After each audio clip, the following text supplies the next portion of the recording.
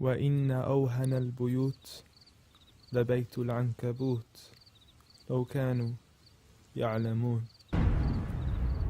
The weakest of homes is the home of the spider, if only they knew. And it's not just because of the web, but also for what happens inside it too. The most fragile of homes, home to the most ferocious of family feuds, a husband and wife relationship that is solely based on being used for consummation. See, as soon as they finish mating, the wife would then consume the body of her own husband. It's disgusting, and so can the children be too. See, as soon as they mature, they would chew upon their own mother as a source of food. It's sinister, it's crude. I don't want to imagine it, but it's true.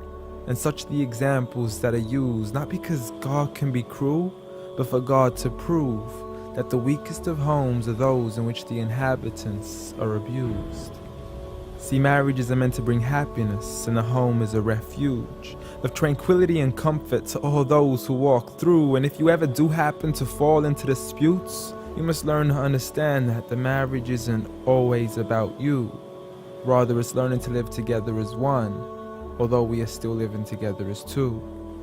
In a home where everybody knows that they belong, with love, kindness, and mercy, so we could all just get along, and there's no need for fighting every time something small goes wrong.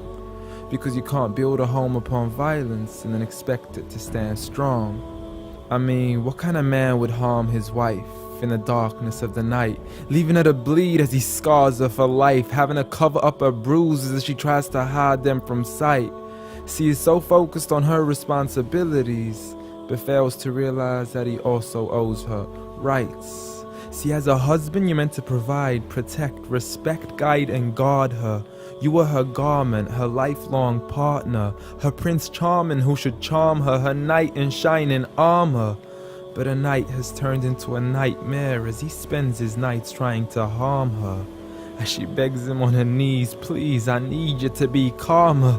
I urge you, see, patience is a virtue. I never even heard you. I promise I didn't mean to hurt you. Please don't be mad. And please don't let the kids see, cause it's not right for a dad. It's sickening, it's sad that such scenes are happening in reality within the homes of so many broken families. It's a calamity that we forgot what the meaning of marriage is. Did you forget that the best of you in character is he who is best to his wife?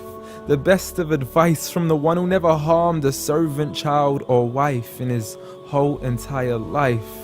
Muhammad sallallahu alayhi wasallam. He was the best of examples in how to treat a woman right. See, if his wife had cooked something he had liked, he would eat it, and if he didn't, he would leave it without expressing an ounce of dislike.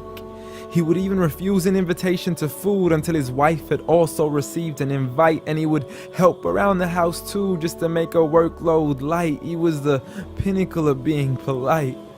And he taught us that the strongest of men is not he who knows how to fight, but rather he who restrains his anger right at the moment of strife. So have patience, brother. I mean, you wouldn't allow it for your own mother, daughter, or sister. You wouldn't bear to watch another man punch and kick her, so the next time you even think to cause her trauma and hit her, you need to understand that she too is another man's mother, daughter, or sister.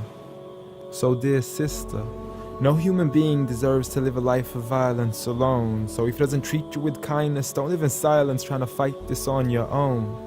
Rather seek help from God first, and don't be afraid to then pick up the phone and let your people know that you are no longer willing to live in the weakest of homes.